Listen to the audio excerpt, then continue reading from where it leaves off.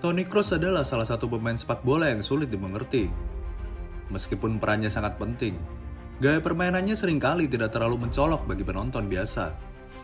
Ketika membuka highlight skill Toni Kroos, yang akan terlihat adalah beberapa cuplikan gol yang dicetak dirinya, beberapa umpan indah, lalu satu atau dua kali gerakan melewati lawan. Namun, sebagian besar tidak ada yang terlihat mencolok sama sekali. Tetapi ketika kita membuka catatan statistik yang ditorehkannya, maka hasilnya akan luar biasa dan membuat banyak orang terkagum-kagum. Toni Kroos adalah contoh sempurna dari pemain yang menguasai seni bermain sepak bola dengan kesederhanaan yang luar biasa namun sangat krusial.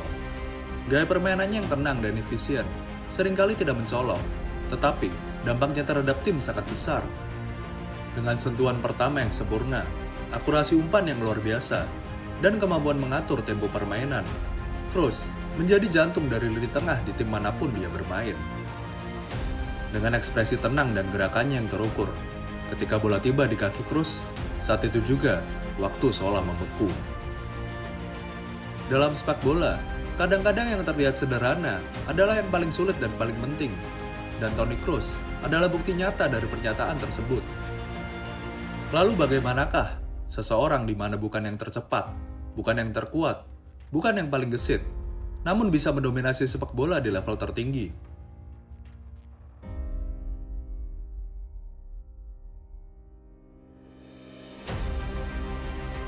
Di usia 16 tahun, Kroos pindah ke Akademi Bayern Munchen, di mana ia mendapatkan pelatihan yang lebih intensif dan kompetitif. Debutnya di tim utama Bayern datang pada usia 17 tahun. Dalam pertandingan awal, Kroos menunjukkan ketenangan yang luar biasa untuk pemain seusianya. Dia mampu beradaptasi dengan cepat, memainkan peran sebagai gelandang serang yang kreatif. Di awal tahun 2009, Kroos dipinjamkan ke Bayer Leverkusen untuk mendapatkan lebih banyak waktu bermain. Di sini, ia benar-benar berkembang menjadi pemain yang lebih matang, bermain secara reguler di Bundesliga. Kroos menunjukkan kemampuan untuk mengendalikan pertandingan dari lini tengah.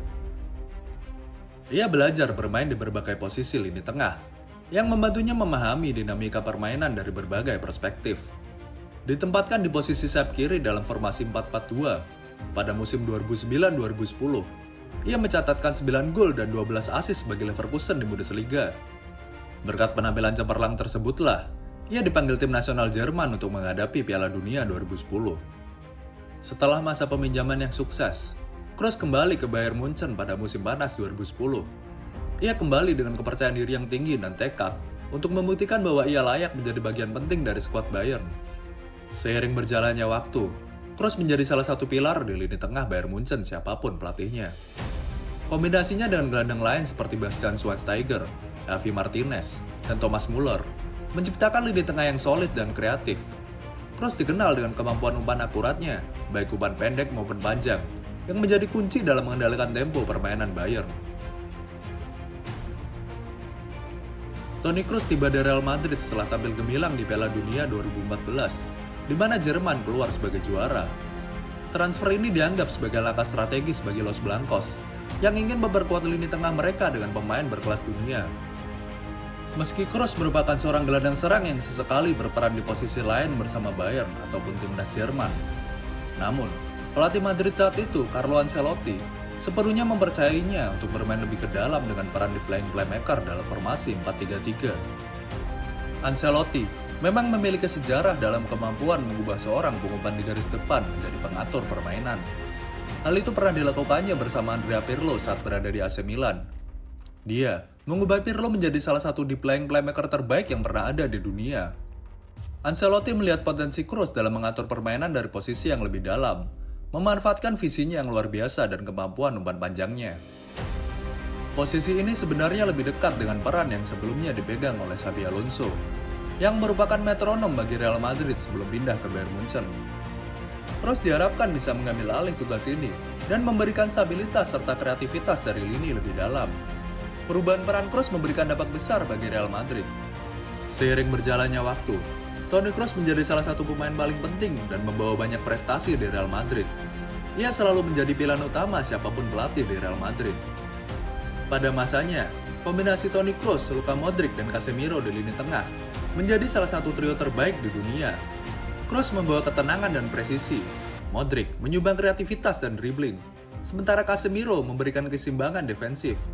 Trio ini menciptakan fondasi kuat bagi kesuksesan Real Madrid. Selama membela El Real, Kroos memenangkan 22 gelar, yaitu 4 Liga Champions, 5 Piala Dunia antar klub, 5 Piala Super Eropa, 4 La Liga, 1 Copa del Rey, dan 4 Piala Super Spanyol. Pemain asal Jerman ini mencetak 28 gol dan memberikan 98 assist dalam 463 penampilannya bersama Los Blancos. Namun, kecemerlangannya lebih dari hanya sekedar angka.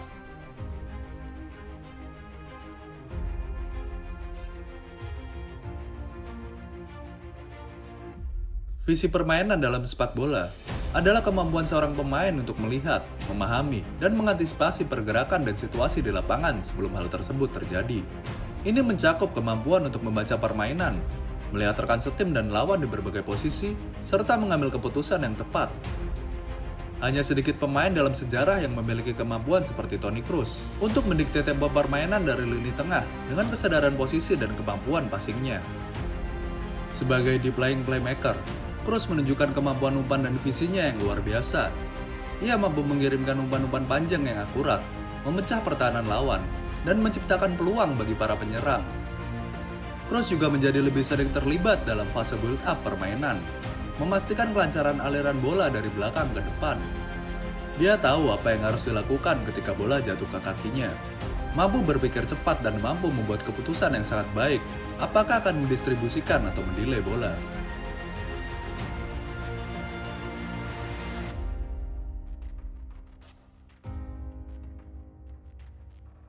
Atribut terbesar dan mungkin yang paling diremehkan adalah kemampuannya untuk tetap tenang. Melalui berbagai situasi tekanan tinggi, Kroos telah membuktikan bahwa ketenangan adalah kunci suksesnya di lapangan, menjadikannya pemain yang sangat berpengaruh bagi tim yang dibelanya. Dalam situasi di mana tim berada di bawah tekanan, Kroos tetap tenang dan tidak terburu-buru.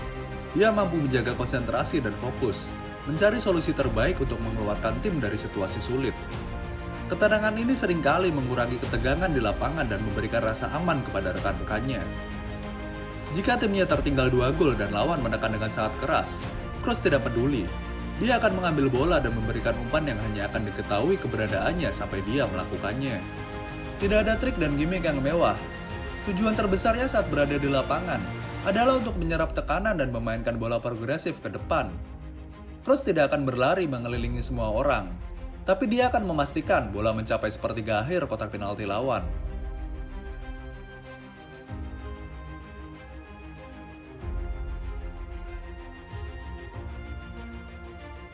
Switch play dalam sepak bola adalah strategi mengubah arah serangan dari satu sisi lapangan ke sisi lain dengan cepat dan efektif. Tujuannya adalah mengeksploitasi ruang yang kosong di sisi berlawanan untuk menghindari kepadatan pemain lawan di area tertentu. Teknik ini tidak hanya membutuhkan akurasi umpan yang luar biasa, tetapi juga visi permainan yang baik untuk mengidentifikasi peluang dalam sekejap. Switch play yang dilakukan Toni Kroos seringkali membuka ruang di sisi lapangan yang berlawanan, memberi kesempatan bagi pemain sayap atau bek sayap untuk menyerang ruang kosong tersebut. Ini menciptakan peluang gol dan meningkatkan dinamika serangan tim. Dengan mengubah arah serangan secara tiba-tiba, Kroos mampu mengurai pertahanan lawan yang terorganisir. Lawan yang sebelumnya berkumpul di satu sisi lapangan harus beradaptasi dengan cepat, seringkali meninggalkan celah yang bisa dieksploitasi oleh rekan setim Kroos. Kroos menggunakan switch play untuk mengatur tempo permainan. Dengan mengalihkan permainan dari satu sisi ke sisi lain, dia bisa memperlambat atau mempercepat ritme permainan sesuai kebutuhan, menjaga kontrol penuh atas alur pertandingan.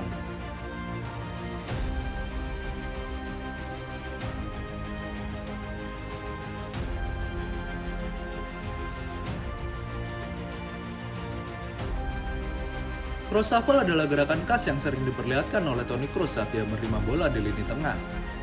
Gerakan ini melibatkan penggunaan kaki untuk memutar tubuh secara cepat saat menerima bola, menghindari tekanan lawan, dan menciptakan ruang untuk tindakan selanjutnya.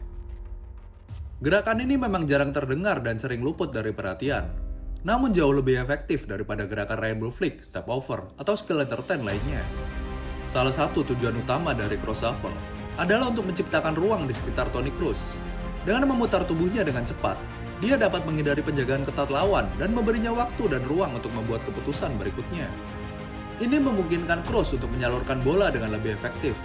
Dengan menciptakan ruang di sekitarnya, dia memiliki lebih banyak pilihan untuk mengirimkan bola kepada rekan timnya, baik itu umpan pendek ataupun panjang. Sebuah langkah sederhana, namun efektif yang memberi dirinya waktu berpikir ekstra untuk menguasai bola.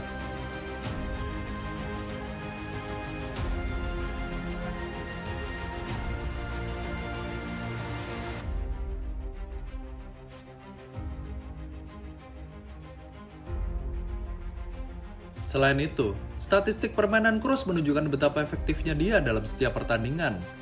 Salah satu statistik yang paling menonjol dari Toni Kroos adalah akurasi umpannya. Dengan kemampuan untuk mendistribusikan bola dengan akurat, Kroos memastikan aliran permainan berjalan lancar. Dia mampu menyebar bola ke seluruh penjuru lapangan, menciptakan ruang dan peluang bagi rekan timnya. Kroos selalu memiliki rata-rata tingkat keberhasilan passing lebih dari 90% di setiap musim untuk Los Blancos sejak tiba pada tahun 2014. Salah satu atribut utama yang membuatnya begitu penting bagi timnya adalah kemampuannya dalam menciptakan peluang. Kroos secara konsisten mencatatkan jumlah umpan kunci yang tinggi setiap musimnya. Kroos memiliki kemampuan penguasaan bola yang luar biasa dan ketepatan timing yang sempurna.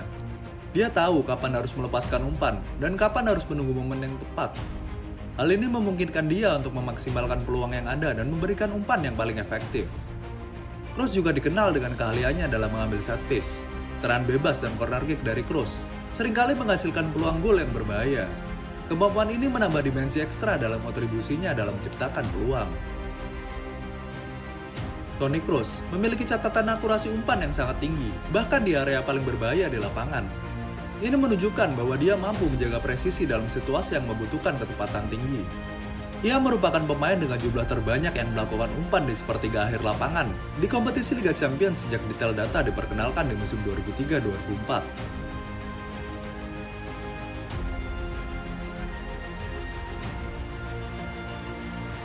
Kroos selalu mengatakan dia akan mengakhiri karirnya di performa teratas, dan pemain berusia 34 tahun tersebut menepati janjinya. Ia memutuskan pensiun di akhir musim ini, di mana bisa dibilang musim ini merupakan salah satu musim terbaiknya bersama Real Madrid. Selain itu, Kroos dapat mengakhiri karirnya di hadapan publik sendiri dengan tampil membela Jerman di Piala Eropa 2024 yang digelar di negaranya sendiri.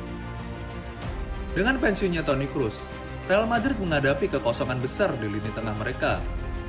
Mendatangkan seorang gelandang bagus adalah satu hal, namun merekrut pemain untuk melakukan apa yang dilakukan Kroos adalah mustahil. Toni Kroos adalah talenta yang hanya muncul sekali dalam satu generasi. Seorang pemain yang mendefinisikan ulang apa artinya menjadi seorang gelandang. Kecerdasannya, kecemerlangan teknisnya, dan ketenangannya menjadikan ikon sepak bola sejati.